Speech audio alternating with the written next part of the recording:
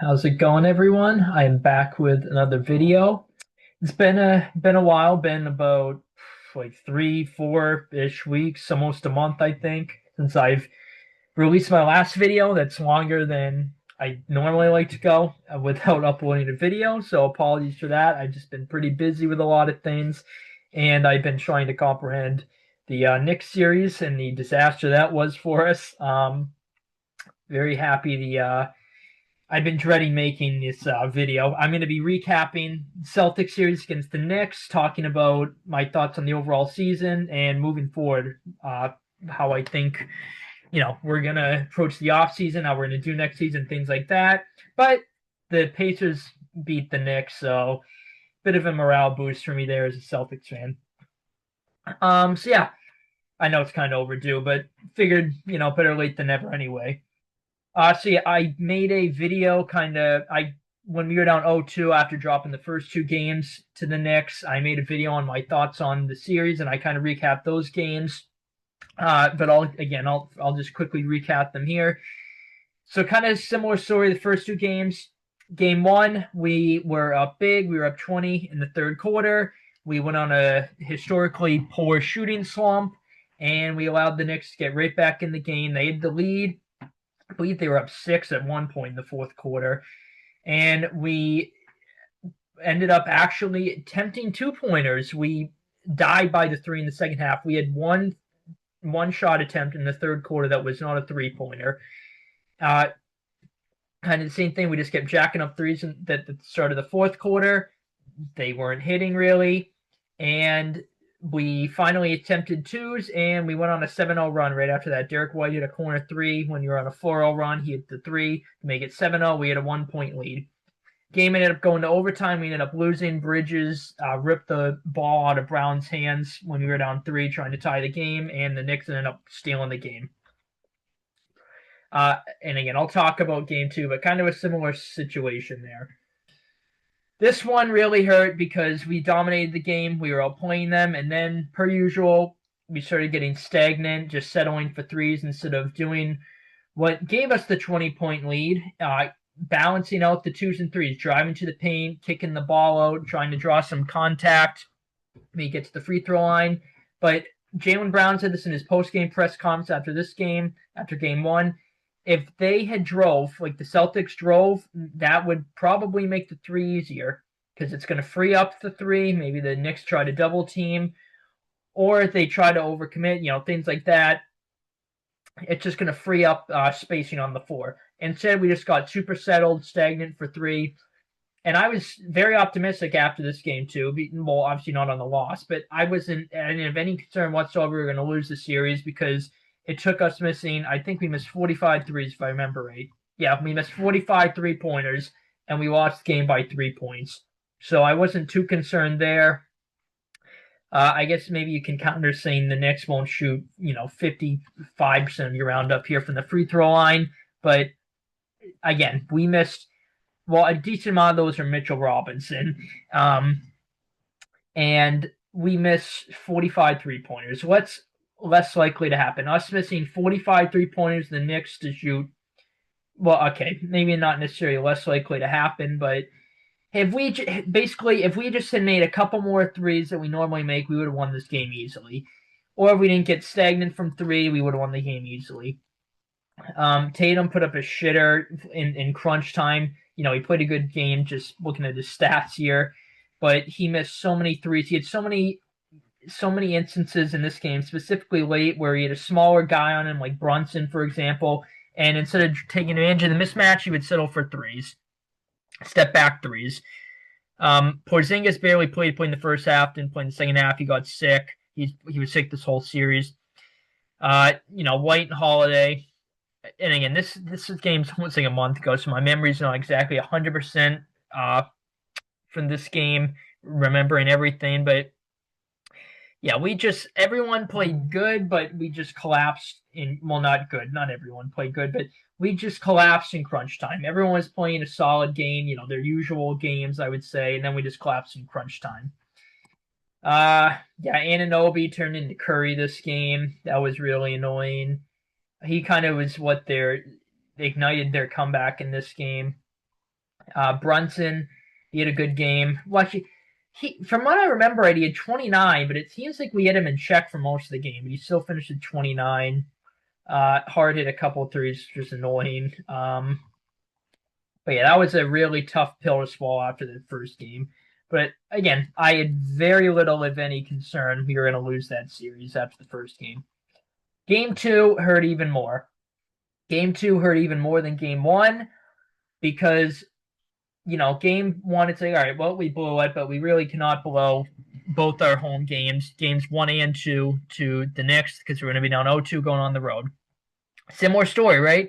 That we were definitely emphasizing driving to the paint, taking advantage of the mismatches more in the second half. And then what happened? I don't even want to say we got stagnant from three because a lot of the threes we missed were good looks, but we went on another historically poor shooting stretch. We went nearly 9 minutes of game time in the fourth quarter without scoring a basket. That's absolutely ridiculous. And the Knicks took advantage and they ended up winning the game. And again, it was Bridges. He ended up blocking Tatum and throwing the ball down the court as time expired. So Bridges 2 games in a row making a defensive play to ice the game for the Knicks. Again, Josh Hart had 23 in this one. I think he had 18 game 1.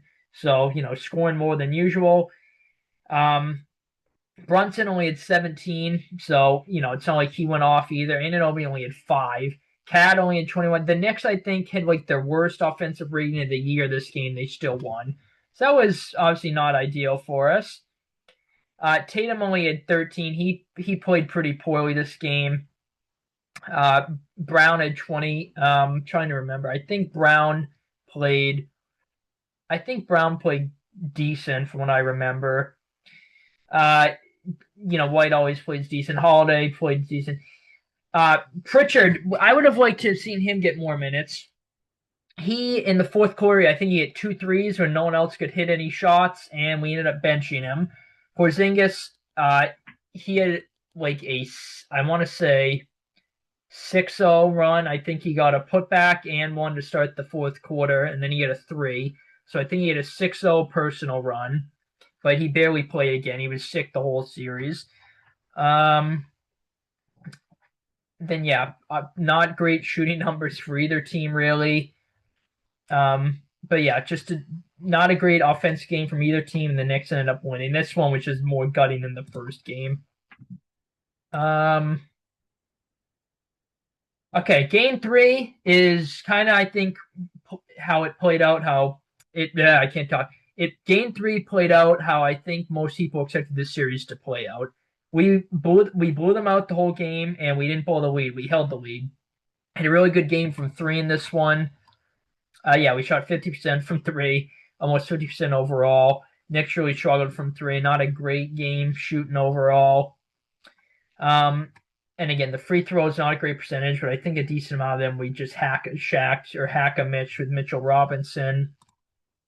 Tatum only had 22, but he was on fire early. Brown had a good game. Horford had a good game. His threes were going in very smoothly. I don't know how to describe it, but just when it left his hand, you just knew it was in. Derek White had a really good game. Everyone played pretty good, except Porzingis, again, didn't really play that many minutes, only 19. And then for the Knicks, pretty much everyone struggled outside of Brunson. He had 27. They still got blown out. Cat had 21 and 15. 15 and 21 if you want to look at it. Either way, 15 boards, 21 points. That's a good game from him. And this is another thing. Bridges turns into the first 2 games specifically turned into Michael Jordan the first 2 fourth quarters. Could not miss his shot, save his life. Off the top of my head, I think he missed 1 shot in game 2. Could not miss to save his life. Obviously made the game-winning plays to ice it defensively both games. And then against the Pacers, he couldn't hit the ocean, for Christ's sake. And now against us, he couldn't miss. It's absolutely ridiculous. Game 3 just kind of went, I think, how most people expected the series go overall. We ended up blowing them out. Game 4, this was the tough one with Tatum getting hurt. We got off to a hot start. We were up 14 at half. We were up 11 at half, and then we extended it to 14 at one point in the third quarter. And then the Knicks turned into the greatest offensive team in NBA history. I think they shot 66, 67%, one of those two numbers, I think, if I remember right, in the second half. We didn't play great defense, but the Knicks also were just making a ridiculous amount of shots. Like tough amount of shots from what I remember. Tatum had, honestly, you can probably make an argument this is the best game of his career. He had a bunch of steals. He had 42. Obviously, I'll talk about the Achilles injury in a minute. Brown, I kind of feel like, if I remember right, he shit the bed in the second half. I mean, the whole team basically did. Derek White got off to a hot start early. I think he struggled in the second half. And then Porzingis didn't play too much. Only 7 points. Yeah, you go to the next year. This was when we were down 0-2. I remember saying the one thing I'm concerned about is even though Brunson's playing good, from a points perspective so far, besides game 2, I think he only had 17 if I remember right. He's bound to have a game where he can't miss and scores 35, 40 around there, 40 plus maybe even around that range. And this was it. This was definitely his best game of the series. He could not miss. He had 39. I mean, the whole team couldn't miss. It felt like Anunoby again, 20. Well, I guess Josh Hart only had 6, but Cat 23, Bridges 23. Bridges turned into Michael Jordan again in the fourth quarter. Just no one could miss on the Knicks in the second half. It was ridiculous. You'll get the stats here. And yeah, the Knicks shot 54% overall. We shot a pretty good percentage too, but yeah. I mean, just the second half, the Knicks shooting 66, 67%, something like that. Absolutely ridiculous. And yeah, so obviously the Tatum Achilles injury. Now, pretty much most Knicks fans and most people on social media are saying we are going to lose the game anyway, be down 3-1 without Tatum or with Tatum playing. Now, for me, do I think we probably would have lost this game if Tatum didn't get hurt on a play? Most likely, yes. Most likely, yes, because we were down 9 with I want to say 2:58 left, 3 minutes, something like that. Well, but the play Tatum got hurt was Anunoby stole it and dunked it to put them up 9. 9 points in 3 minutes is doable, especially as a Celtics fan. I've seen plenty of games like this in the past where it looks like we're done, especially in a playoff series. It looks like we're done. We're gonna lose the series probably because we're gonna lose the game. Oh my God, fired, Missoula, fire, Brad Stevens, he was coach, fire, Ime Udoka when he was our coach. And we end up pulling, actually, it didn't really happen with Brad Stevens, or Ime that much. I guess just Joe in his 3 years here. It's happened a lot. But it looks like we're done, and we go on a run and end up winning the game and taking complete control of the series. Game 4 against the Bucks in Milwaukee in 2022 is a good example. We were down in the fourth. It looks like we were going to be down 3-1. Then Horford ended up popping off in the fourth quarter. We took control of the series. Even though we blew game 5, we ended up winning the series in 7 still. But especially the way Tatum had it going. I mean, in the second half, Tatum was the only one that could score, it felt like. But again, the Knicks had all the momentum. It definitely felt like we most likely were going to lose the game, but I'm not going to definitively say that, especially because the Knicks blew a 9-point lead with under a minute left. There's 50 seconds left to the Pacers in game 1 they lost. They were up 17 with a couple minutes left and lost the game. Now, yes, it's obviously a completely different team, completely different situation, but still, I'm not 100% conceding we would have lost this game if Tatum hadn't gotten hurt. But yeah, obviously the Achilles injury, just the day in between games was just, excuse me, that was just an absolute killer to sit through. I mean, you knew he tore his Achilles most likely, but just waiting for the news that they dropped it pretty late. Good news is he had surgery right away, so that's good. Used KD's surgeon he used for his Achilles tear. But yeah, just a very tough day in between games in that one. Excuse me, I'm all stuffed up here and congested. Yep, so here we go. Game 5 was pleasantly surprising. It was definitely a feel-good moment after Tatum got hurt. Going into this game, I could have seen one of two scenarios. I could have either seen a game like this, where we rallied behind Tatum's injury, we played really good, had a good definitive win, or not that we give up, but down 3-1 against, and again, I don't care what anyone says, we were the far better team than the Knicks. So against down 3-1 against a lesser team, our best player is towards Achilles.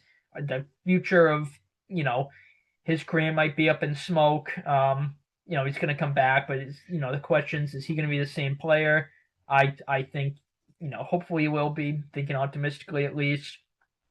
We're gonna have to make trades next year. We're gonna be contenders next year. Am I gonna be on the team? Is this guy gonna be on the team? Questions like that were popping up left and right the day in between games.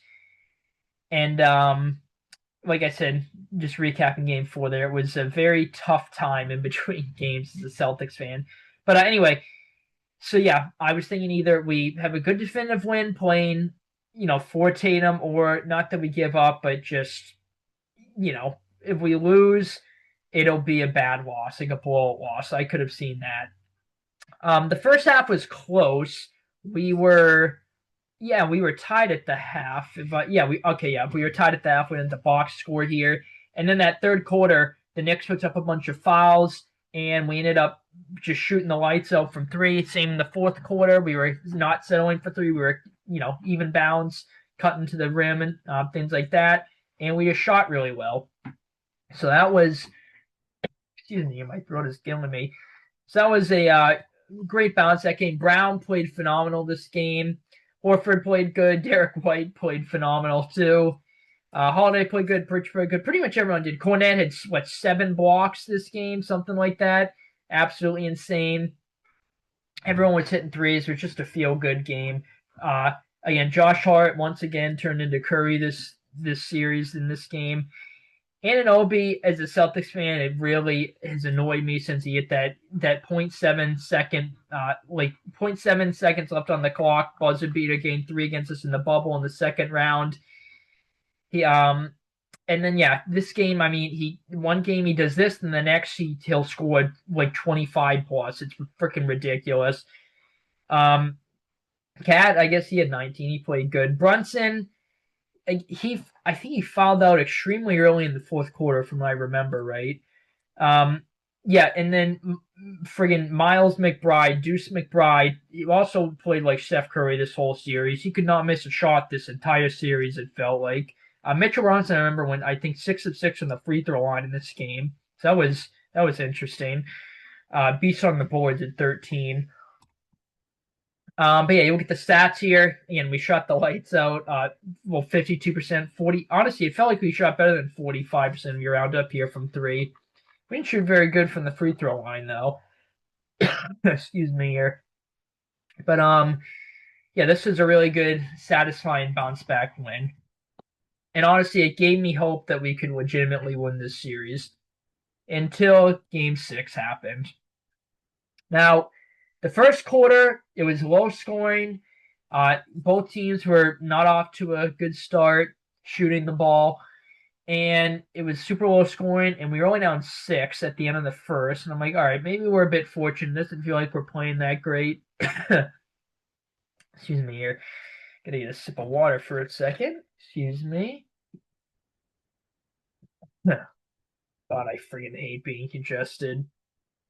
And then that second quarter came, and we played awful. We could not make anything outside of Brown. White and Holiday both played bad. Pritchard's got a bunch of, not a bunch, he had 11 points, but I thought he played decent for what the game was. Pretty much everyone played bad. Brown, I don't think, played awful, but he didn't play phenomenally either. This was just a rough game. Then the second half, the Knicks just kept shooting up. They just, not as, scoring 38 quarter, but they just shot the ball well. Brunson, he had a good game, but he didn't go off in this one. It was just a really nice balance. Pretty much everyone that, gets minutes for the Knicks had a good game, especially from a scoring perspective. Um, and yeah, this was just a rough one. This was a rough one because I'm dying over here. I mean, yeah, we shot 30% from three, 36% overall. Not great. And you would think the Knicks shooting 46%, they would have put up less than 119, but I guess not in this game. This was just a terrible game. And of course, it happened to be in MSG2, which I call the Knicks the fraud York Knicks. Even when they beat us, I kept calling them the fraud York Knicks. I think this is a fluke of a series. Maybe I sound salty as a Celtics fan, but we gift wrapped in the first two games by shooting historically or going on two historic poor shooting streaks and settling for three instead of driving to the basket consistently like we did for most of the game. What got us the leads in the first two games. We beat ourselves more than they beat us. And give them credit for coming back and win, but I think we beat ourselves more than they beat us. We gift wrapped in the first two games. Game four, again, I'm not going to definitively say we would have lost. Still, with Tatum didn't finish out that game. I think the Knicks outplayed us as a team that game. Even when we were up 14, I don't think we were playing that great. We were just kind of getting on hot streaks. Just very streaky for us that game. And obviously, this game they outplayed us. Excuse me. Jesus, I have something stuck in my throat here. But yeah, games 4 and 6 they outplayed us, but we handed them literally half the wins that they got in the series. And we didn't have Tatum for two of the games, obviously. Now, again, my point was, of course, that's being in MSG, what I call the fraud York Knicks, the most delusional fan base in history. I mean, their team has two championships, the last one coming in 1973. They made it to the conference finals, probably this in 25 years. And the way their fan base actually would think they go 82-0 every year and they win the title every single year. It's absolutely insane. After this game, they were like in the streets celebrating like they won the championship. Absolutely ridiculous. Yes, I understand that it's the farthest you've been in 25 years, but it was absolutely ridiculous. um, Excuse me here. I gotta take another sip of water. There's something stuck in my throat that is gonna kill me. Jesus. Oh, Jesus Christ. I don't know what the hell is stuck in my throat. But what was I just saying? Yes. I was calling the Knicks fraud still even after this series because again, I think we handed them the series. Think they got extremely lucky. Porzingis was a shell of himself this series. He was supposed to be the X factor in this series, and he could barely play. And when he did, he was a shell of himself because he just got gas, whatever disease or illness he had. No one friggin' knows, for Christ's sake. Especially against the Knicks. As a member of the Celtics, he tortures the Knicks and hits crunch time shot after crunch time shot, like every time against the Knicks. This was like his series to feast, I think, and he could barely play.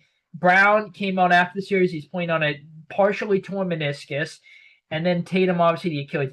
And again, maybe I'm super biased here. I think we would have won the series still and came back down 3-1 if Tatum wasn't hurt. But who knows? Maybe not. I don't know. Obviously, it would have been an uphill battle, but maybe Tatum would have things going this game and would have gotten the others, more open looks or something like that. I don't know. It's a what if. Gonna go off of what happened, but I think the Knicks were extremely fortunate to win this series. And sometimes the better team doesn't always win, and I think we were the far better team. Just from a logic standpoint, the way this series put out, it made no sense whatsoever. I mean, everyone on Earth picked the Celtics to win the series, except maybe Knicks fans. Except I think even a decent amount of Knicks fans weren't expecting them to win the series at all. We beat them 9 out of the last 10 times. The one win they got was late last season with only a couple games left. We had the best record in the league, clinched, and we're playing for nothing. And from what I remember, we benched our starters relatively early in that game, thinking like pretty early on in the second half. From what I remember, maybe I'm not remembering right.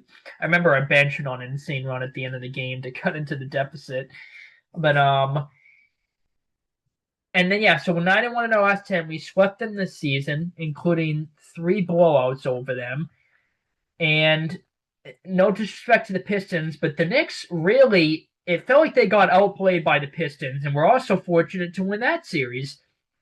It took a 21-0 run in the fourth quarter to beat the Pistons. Otherwise, they probably lose that game. Game 2, they lost. Game 3, they outplayed the Pistons. Game 4, the ridiculous call on Tim Hardaway, on Josh Hart fouling Tim Hardaway not getting called. Yes, the Knicks were getting like mauled in the third quarter, but still, at the end of the game, that's ridiculous. Game 5, they lost. And Game 6, they were down late and they went on an insane run. So credit to them for winning that series, but it felt like the Pistons kind of blew it, and rather than the Knicks winning some of those games. Excuse me here. Also in Game 4, Cat went on an insanity run at the end of the game there too. Jesus, what the hell is stuck in my freaking throat? Sorry, guys. Jesus Christ. Now I just lost my train of thought. Shit, what was I just saying? Pistons series. I'm losing my train of thought here. But yeah, no one expected the Knicks to stand a chance in the series. Stephen A. Smith, obviously Knicks fan, said that anyone that knows basketball doesn't realistically think the Knicks can win more than 2 games. Brian Windhorst said if they even force it to 6, they should throw a celebration parade. I mean, it made no logical sense whatsoever that the Knicks would win this series. But again, sometimes weird things happen in the playoffs. This was an example of it, I think. And again, maybe I sound salty here, but I think the Knicks, again, got a good amount of luck this series. They played better than I expected them to, but even after this series, and give them credit for that, especially like Game 4 and obviously Game 6. But Game 4, they just totally outplayed. Well, obviously Game 6 too, but Game 4, they totally outplayed us as a team, and that was when we had Tatum. And again, I still think we would have had a small chance of coming back in that game if Tatum didn't get hurt. But yeah, this was just a killer. Speaking of killer, everything else in my throat is gonna freaking kill me in a minute here. Jesus. But yeah, was calling the Knicks frauds, and even after this series, and look what happened against the Pacers. Not that they're frauds for necessarily just losing to the Pacers, but they especially like Game 1 and 2 at home, they lost both of them. Game 1, they did a historic choke job. They basically did what we did at home the first 2 games. They blew it. They didn't blow a 20-point lead in the second game, but then Game 3 they won on the road. Actually, this series, now that I'm thinking about it, against the Pistons or against the Pacers, played out very similar to how this series played out. Home team lost the first 2 games, blew it badly, at least in one of them. We blew a 20-point lead in both games. But the Knicks blew a 20-point lead, and they had like a 17-point lead with a couple minutes left. They were the first team ever to have like a 14-point lead, like a couple minutes left, and lost the game in the playoffs. Up 9 with like 50 seconds left, lost the game. Game 2 was back and forth, but they lost in the end. Game 3, they won on the road. Sorry, I don't know what the hell is stuck in my throat, guys. I am very sorry about this. Game 3, they won on the road, but they came back down 20. We just blew the Knicks out the whole game. But then Game 4, they lost. They lost Game 4. It was close. Game 5, they won and blew it at home. And then Game 6, they lost. And the game was relatively close for a while. But they ended up getting blown out at the end there. So kind of similar, at least from a win-loss standpoint, how the Pacers series played out for the Knicks. And like the opposite of how it, for the Knicks, it played out against the Celtics. But anyway, yeah, this was obviously a tough series, just a killer. As a Celtics fan, very disappointing. But at least we won the title last year. Is the silver lining, right? Right, guys, I really am sorry. I don't know what the hell is stuck in my throat, but just killing me here. So yeah, basically the big question is obviously Tatum's Achilles injury. Is he going to be the same player when he comes back? I'm going to be optimistic and hope so. He's been very durable in his career with the exception of this injury. I think I saw said he's played in like 95% of games in his career like possible games. He missed a playoff game, game 2 against the Magic. It was the first playoff game of his entire career he missed. So he's been pretty durable. He plays through a bunch of injuries all the time.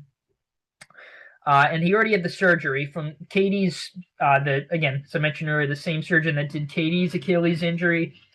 Obviously, Katie's been a complete baller since he's came back from his Achilles injury. So hopefully it's the same with Tatum. I'm going to be optimistic and say it is. But, the offseason discussion is we're over the CBA, so we're probably going to need to either let Porzingis or Holiday go. Good possibility we let both of them go. Certainly at least one of them. Probably Hauser with them. I think we're paying him like $11 million. We have to get off the second apron, or else we get hit with like the severe restrictions. So we're going to have to let, one, if not both of those guys, maybe all three of those guys. Obviously, Holiday and Porzingis are more valuable than Hauser, even though I like Hauser. We're going to have to let them go anyway. Or not let them go, but trade them anyway. But expect now just the Tatum injury, obviously being out up until, I assume all of next year, but the prognosis is he's supposed to come back around February, apparently, is what his doctor or his Tatum's dad said, something like that. So that's good at least. Is he immediately going to come back and be like, the Jason Tatum we're used to? Probably not, but at least he'll have a good, good solid month, 2 months to get into basketball shape. Hopefully get back in the groove in time for the playoffs. But the question is, Tatum's going to be out obviously a heavy majority of the year. So do we just want to bite the bullet and move forward with Brown as our top option? And, assuming make some trades, probably some solid, other role players surrounding Brown. Make when we trade either Porzingis and or Holiday. And, probably accept the reality that we're not going to contend for a championship. We'll probably make the playoffs and not contend for a championship. Or do we want to try to trade for a superstar, like, for example, Kevin Durant? I've even seen some Giannis rumors thrown around. I don't think we're going to get Giannis at all. I don't think we'll make that trade. But, Giannis, Kevin Durant, to try to remain a championship contender with Tatum being out. So that's kind of the question.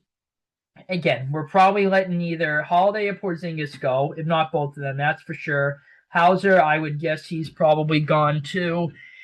Horford's a free agent. I think we'll sign Horford back.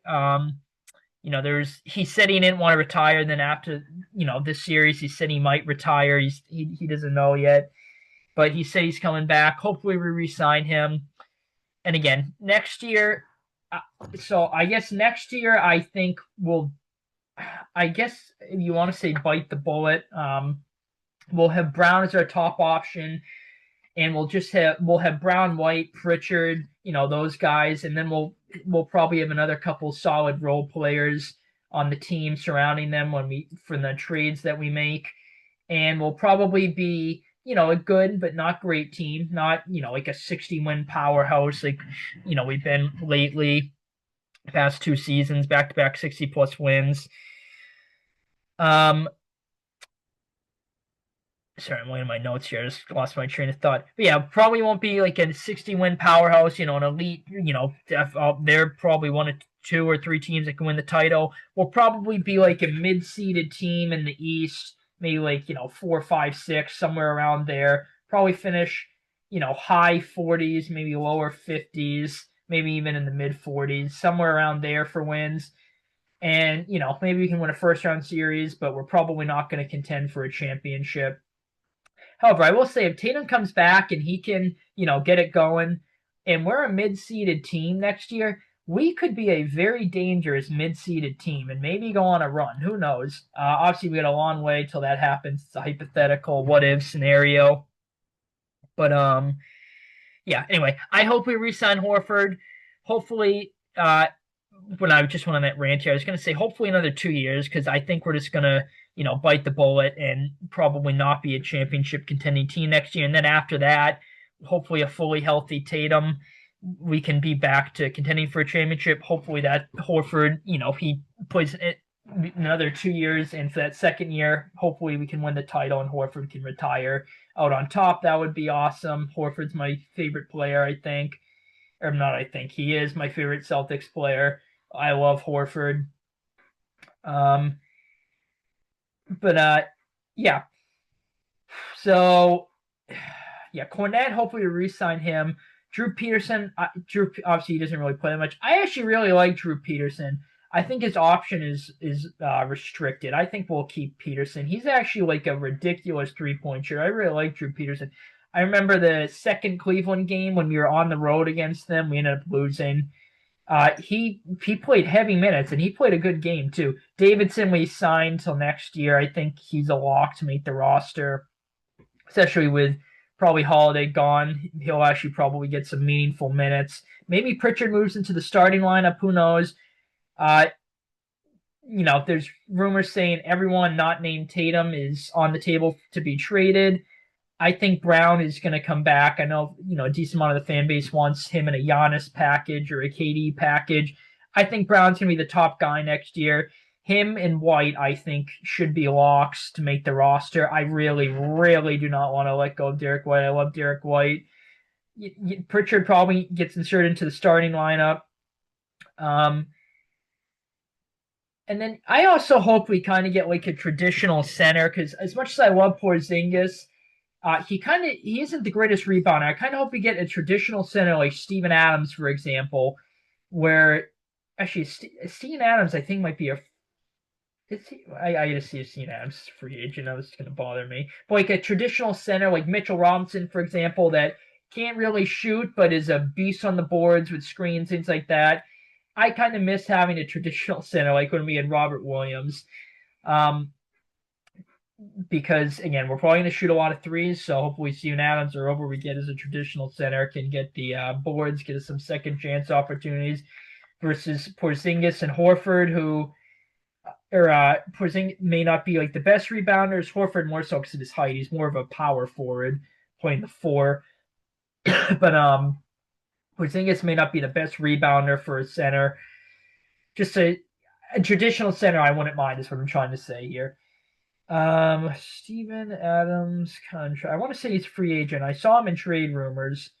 Let's see. Okay, so yeah, Steven Adams is an unrestricted free agent. So yeah, I wouldn't mind Steven Adams. Love Steven Adams. That would be a nice addition. Excuse me here. Jesus, I gotta take another sip of water. Jesus Christ almighty. I don't know what the hell stuck in my throat here. But yeah. I think we're gonna trade for a superstar next year, in absence of Tatum? No, I don't think so. And again, I not necessarily biting the bullet, but I think I just can't really think of any other phrase. We're gonna have Brown as the top option, just accept the fact that we're not going to be a powerhouse. We're not going to be bad. We'll make the playoffs, not contend for a championship. Maybe, well, who knows? Anything to happen in the playoffs, especially if Tatum comes back and starts balling out, getting back to Tatum form. But that's the route I think we're going to take, but who knows? As far as the season overall, I mean, we won 61 games, regular season games, 3 less than last year. Just kind of up and down this year. We started off hot, then we kind of hit a rough patch. We weren't playing great. We were, at a couple of losses to bad teams. Like I think we lost to the Raptors in Toronto. They blew us out. Just not some great teams were beating us. We were, I want to say around January is when we had that streak. And then really, I think after the All-Star breaks, when we turned it up a notch, we had one of the best records in the league. I think only lost like a single-digit amount of games from that point on. Statistically, I don't think we were as good as we were last year. Eye test definitely doesn't suggest that. Last year, it just felt like far and away we were the best team in basketball. We were, blowing everyone out. Jesus Christ, I am sorry, guys. We were blowing everyone out. We were, shooting the lights out from three. We made more threes this season than last season, which has happened every year since Joe's taken over as head coach, which is insane. But I think statistically, from the main ones like offensive, defensive rating, ranks, things like that, I think we were a bit, off from last year. But still, we only had three less regular season wins. Injuries were, like many teams that won the title the year before, were a constant theme this year. Porzingis missed a good amount of time, which, again, he missed a good amount of time, his first year, too, our championship year in 24. Obviously missed a majority of our playoff run. Um, but yeah, so I guess, Porzingis, we're kind of used to him missing minutes. Obviously he didn't get injured, but he was ill in the Knicks series, which, he was ill. This illness, whatever the hell this illness is, that he had started in like February, where he missed some time because of an illness, and then he seemed maybe not fine, but he seemed like I forgot about it, honestly. He didn't play great against the Magic, but now I'm saying that was another thing. Logic suggests like, oh, Porzingis didn't play good against the Magic that series. He's probably gonna, have a bounce back series, and again, especially against the Knicks, who he torches a member of the Celtics, didn't happen. But I didn't think he wasn't playing good because of his illness. I just thought he wasn't playing good, because of other factors, not because of his illness. And the Knicks series, it was clear his illness was just killing him, which is why he played so poorly. I was really hoping Game 6 he could have a legacy series. There was a pregame video of him shooting the lights out for him. Like, here we go, Porzingis, legacy series against the Knicks in the Garden. Not a legacy series, legacy game, Game 6 in the Garden. He finally has a good game, hits a clutch shot, something like that. Obviously, that did not happen. He did hit a pretty deep three in the first quarter. I'm like, here we go. And obviously, the rest of the game was a disaster pretty much after that. Now I'm getting sidetracked here. Yeah, this season, obviously not as great as last season, just regular season perspective. We weren't as good as we were last season, but that's okay. We still were one of the best teams in the league. We had the third best record in the entire league, only behind the Thunder and the Cavs. And yeah, I wasn't necessarily expecting us to be better than we were last year, even though that was kind of some discussion among the media when we were getting hot going into playoffs. They might be better than they were last year because now they had the championship experience, winning the championship, that experience.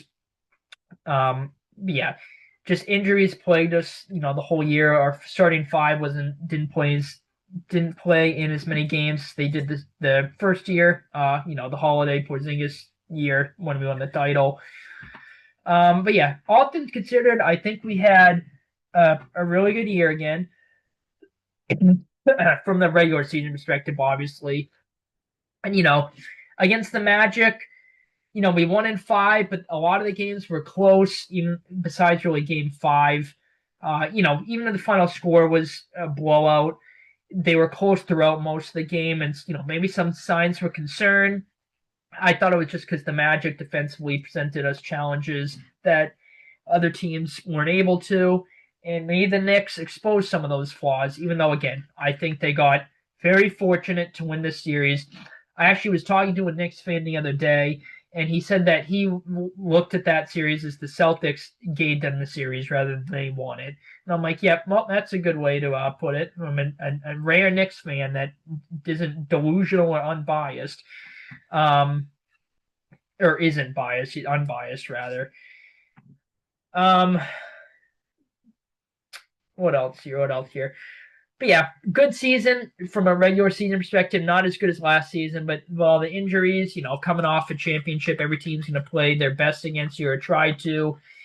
Kind of streaky regular season, which is bound to happen, in an 82-game regular season. But yeah, I thought we had a pretty good year right in the regular season, all things considered. Excuse me, you're dying again.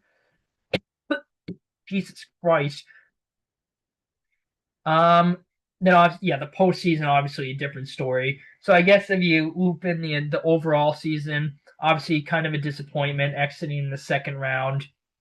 But I think literally everyone had us as a lock to at least get to the conference finals against the Cavs, which obviously got upset too. Most people had us beating the Cavs, getting to the finals, and I would say it was probably like a close to a 50-50 split with us and most people with the Thunder, or some even at the Lakers coming out of the West. I had the Lakers in the Western Conference Finals. Couldn't be happier. That obviously didn't happen. They got gentlemen swept in round one by Minnesota. But yeah, so obviously much higher expectations than what happened, but still, is this season a complete failure? No, I don't believe so. Was it disappointing? Yes, but I still think we had a pretty good year. Just because we don't accomplish our ultimate goal doesn't mean we didn't have a good year. Obviously, losing is going to leave a sour taste in your mouth in the off season, but I still think we had a fun year as a fan. Just obviously a disappointing end. But yeah, yeah, painful topic talking about this series against the Knicks here. But anyway, probably have a talking point that I was going to talk about and I'm blanking on here. Dylan and I are going to try to record a podcast episode soon. Our schedules, again, we're both pretty busy. They haven't really aligned too well with free time lately. So that's why we haven't uploaded a podcast episode in a while. So we're trying to work on that. Hopefully we get one together soon. But yeah, hopefully you guys enjoyed this video. Look out for a podcast video soon. I plan on trying to upload some more individual videos soon, maybe some more NFL topics. Got a lot of ideas there. But yeah, finals start in 2 days. Thunder, Pacers. I mean, the Thunder, that's not surprising, but I don't think many people would have thought the Pacers, they're a really fun team to watch. Even when we swept them in the conference finals last year, I'm like, this team, it was like a historically close sweep. And I'm like, Jesus, this is a fun team. But anyway, I'll end the video here. Thank you guys for tuning in. Sorry you had to deal with me coughing the entire time. Something is still stuck in my throat. But anyway, thank you guys for tuning in. Have a good one. Take it easy, guys.